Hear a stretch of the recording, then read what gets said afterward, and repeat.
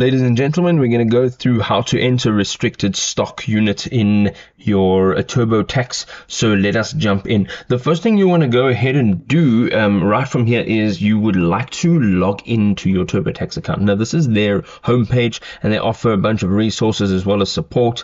But once you log in, this is what your homepage looks like. So to get started, restricted stock basically is a form of compensation that comes from company stock when handed out and rewarded. So it becomes income once it's actually sold, and only once it is actually sold. So what you can do here is you can look for a W-2 form, which you'll find on your account. If you can't find that, you can just go up to that search icon on the top right hand side. You're going to type in W-2 and it'll actually take you to the form. It'll give you a prompt to take you directly there. So this is generally, it'll be the first box on your W-2 form, and it'll be ordinary income. So what you're going to then do is when you're selling your shares, it requires the 1099B form, and this form will be reporting all your gains and your losses. Once you actually go in here and do this, what will happen is it'll take you through the process